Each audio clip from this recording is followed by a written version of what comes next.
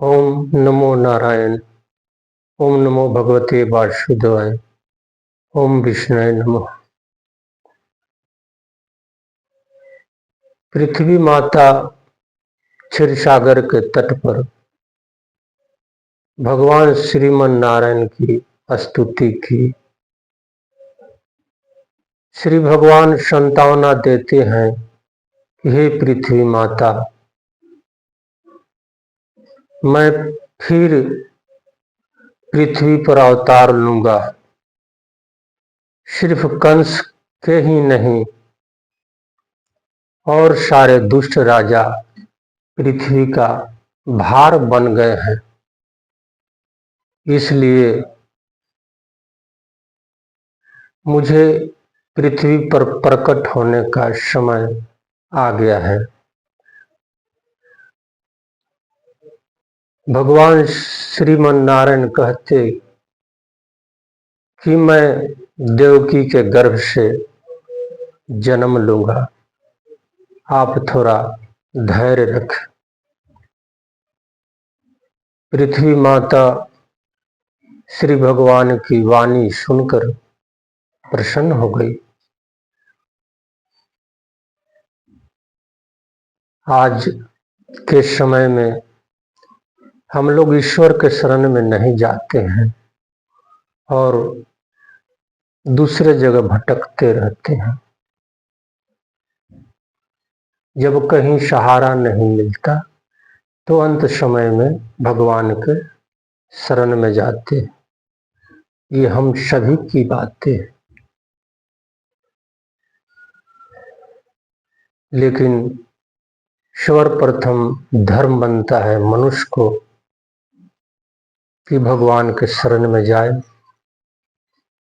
उन्हीं का स्तुति करे, उन्हीं को प्रणाम करे और उन्हीं भगवान के मंदिर में अपनी समस्या को रखे। और मैं एक और बातें बता देता हूं। जिस धरती पर पाप कर्म होने लगता है, वहां उस धरती पर नहीं रहना चाहिए। अगर किसी कारणवश आप वहां रहते हैं या अपने मकान को बना लेते हैं तो उस धरती पे भागवत कथा करवा लेना चाहिए, धरती को, पृथ्वी को शुद्धि के लिए। कंस के अत्याचार से धरती, मथुरा की धरती अपवित्र बन गई थी, तो पृथ्वी माता ने पुनः उस पृथ्वी को शुद्ध करने के लिए भगवान के पास जाकर गुहार लगाई और भगवान पुनः आकर अपने चरणों से उस पृथ्वी को, उस धरती को शुद्ध कर देते हैं। ये मैंने बात शास्त्रों से श्रवण की है कि जहां जो धरती अशुद्ध हो गई हो और उस मकान पर रहते हैं, आपको कष्ट होता हो या नाना प्रकार की हानि होती हो, तो उस धरती पे भागवत कथा करवा लेनी चाहिए, जिससे पुनः धरती शुद्ध हो जाए। अगर ऐसे व्यक्ति को कोई समस्या हो तो आप हमें आमंत्रण कर सकते हैं। मैं श्रीमन नारायण की कथा को श्रद्धा और स्नेह के साथ उस धरती पर बहुत श्रद्धा से कह सकता हूं। अब कथा पर चले। पृथ्वी माता प्रसन्न होकर अपने लोक को चली गई। अब श्री भगवान मथुरा मंडल पर दृष्टि जमाते हैं। भगवान को पुनः आने के लिए भगवान अब स्वयं उस मथुरा मंडल पर, उस धरती पर आने के लिए अपनी व्यवस्थाएं करते हैं। इस कथा को ध्यान से श्रवण करें। देवकी महाराज देवक की पुत्री थी, अर्थात उग्रसेन के, महाराज उग्रसेन के देवक भाई थे। महाराज देवक महाराज कंस से कहते हैं कि कंस, देवकी को शादी विवाह कर देना चाहिए। कंस इस बातों से समर्थन हो जाता कि देवकी हमारी बहन है तो उसे शादी विवाह कर देनी चाहिए। कंस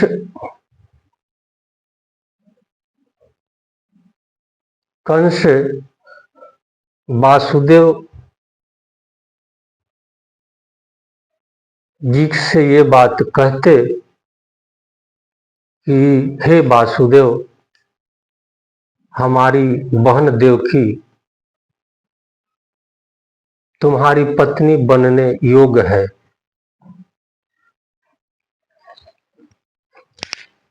वासुदेव जी कहते, महाराज कंस, मेरी तो विवाह हो चुकी है।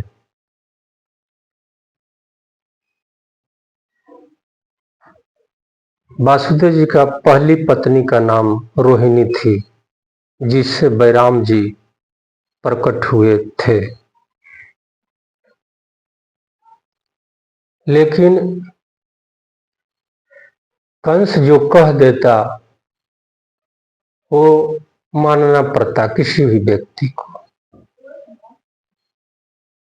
इसलिए कि कंस इतना बली था, अगर जो कह दे, अगर आप नहीं मानते तो आपको हानि होगी। कंस दोबारा फिर कहता कि नहीं, मैं जो कहता हूं वो आप मान लें। वासुदेव जी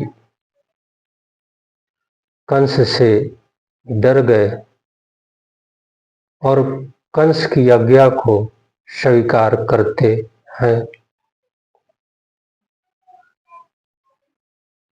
कंस अपनी बहन देवकी को बड़ी धूमधाम से वासुदेव जी के साथ विवाह करने का निश्चय कर लिया, अर्थात समय, जो विवाह की समय होती है, तिथि होती है, निश्चय कर लिया। और कंस दूर दूर से राजे महाराजे, जो दुष्ट राजा थे, उस सबका बुलाया और बहुत धूमधाम से अपनी बहन को वासुदेव जी के साथ विवाह कर दिया। कंस अपनी बहन को जो रथ में बैठाकर ले जाने के लिए व्यवस्थाएं की गई थी, तो कंस ने अपनी बहन को प्रसन्न करने के लिए और अपने चाचा देवक जी को प्रसन्न करने के लिए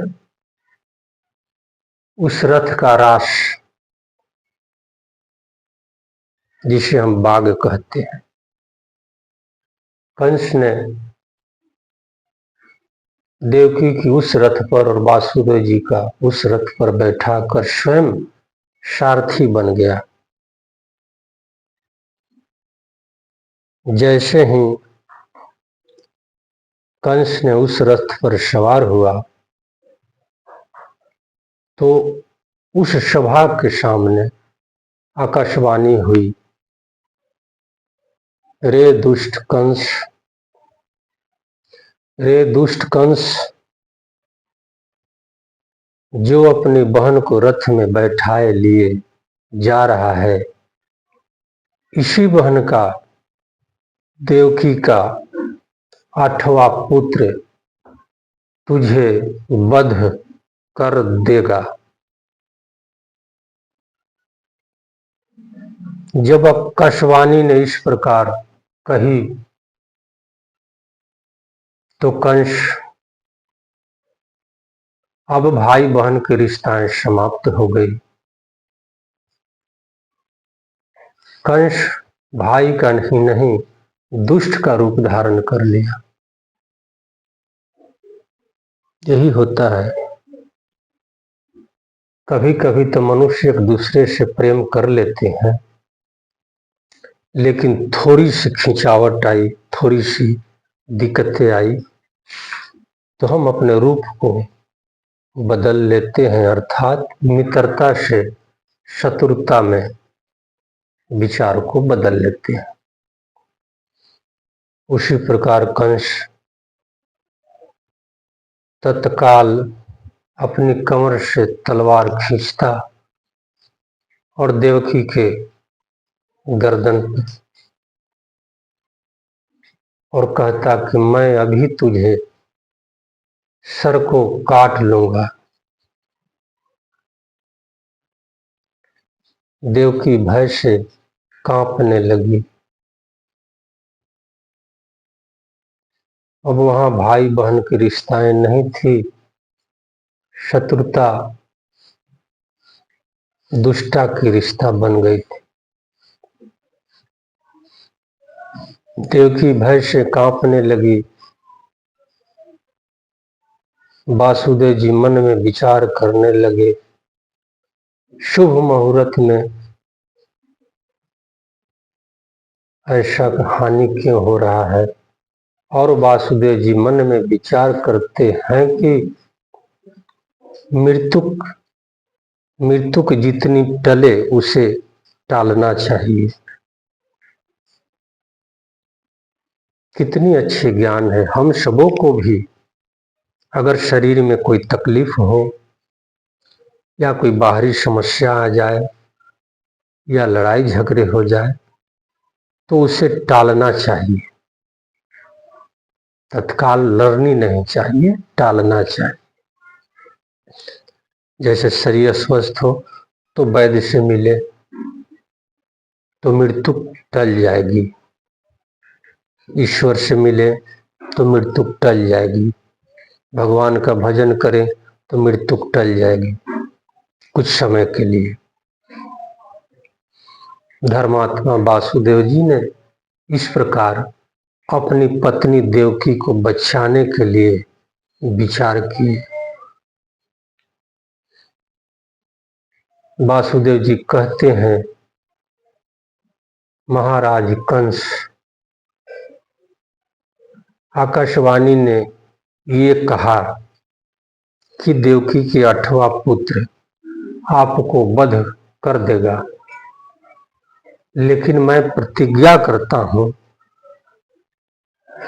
कि देवकी की 8वां ही नहीं, एक एक पुत्र मैं आपको लाकर दे दूंगा, आप उसे हत्या कर देंगे।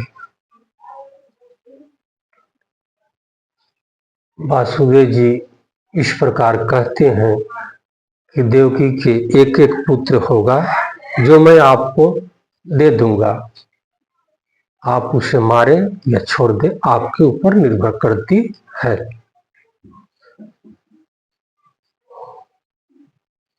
जब इस प्रकार वासुदेव जी कहते हैं तो कंस ये जानता था कि वासुदेव वचन का पक्का है और कंस ने वासुदेव और देवकी को कारागृह में बंद कर दिया।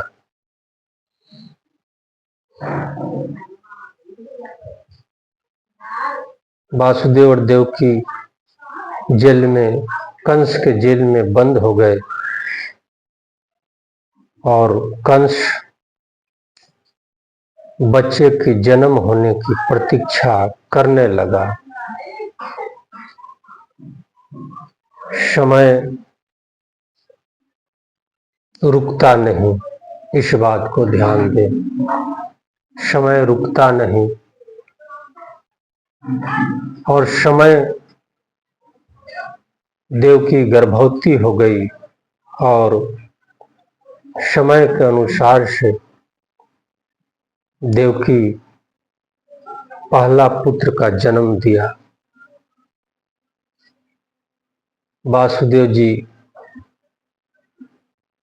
अपने पुत्र को कंस के हाथों में दे दिए और कंस देवकी के सामने, वासुदेव जी के सामने एक चट्टान पर, एक पत्थर पर बड़ी जोर से पटक दिया और उसे उसी समय उसी जगह पे मृत्यु हो गई। देवकी छटपटाने लगी, चिल्लाने लगी, रोने लगी, क्योंकि माता का ये गूढ़ प्रेम होता है बालकों के प्रति, वो बर्दाश्त नहीं कर सकती। लेकिन वासुदेव जी समझाते, धैर्य बंधाते। इस प्रकार कंस पहला, दूसरा, तीसरा, चौथा, पांचवा, छठा 6 बच्चे की हत्या देवकी के सामने कर दिया। अब सत्य गर्भ की हम लोग बात ठीक से सुने। सत्य गर्भ में श्री शेष जी के रूप में बलराम जी देवकी के गर्भ में आ गए। भगवान सोचने लगे ऐसा न हो कि कंस उस गर्भ का भी नष्ट कर दे या कोई हानि न हो जाए, इसलिए भगवान श्रीमन नारायण योग माया को स्तुति करते हैं। योग माया भगवान के सामने प्रकट हो जाती। योग माया कहती कि हे नाथ, क्या आज्ञा है। श्री नारायण भगवान कहते, माता अभी आप तत्काल मृत्युलोक में जाएं और वहां कंस के जेल में देवकी और वासुदेव बंदी में है। देवकी के गर्भ में श्री शेष जी आ गए हैं, इसलिए उस गर्भ को निकालकर आप नंद जी के पास में वासुदेव जी का ही पत्नी रोहिणी रहती है, उस गर्भ को रोहिणी के गर्भ में रख दे और स्वयं आप नंद रानी के गर्भ में रुक जाए। हे योग माया, जब आप इस प्रकार करेंगे तो फिर आप वासुदेव जी आपको कंस के पास लाएंगे और आप दुर्गा के रूप में कंस को दिखाएं और 9 दुर्गा के रूप में आप प्रकट हो जाएंगे और पृथ्वी पर आपको लोग बहुत नामों से जानेंगे। और हे माता, आप अपने भक्तों को मुंह मांगा वरदान दे सकते हैं। जब इस प्रकार योग माया ने भगवान श्रीमन नारायण से सुनी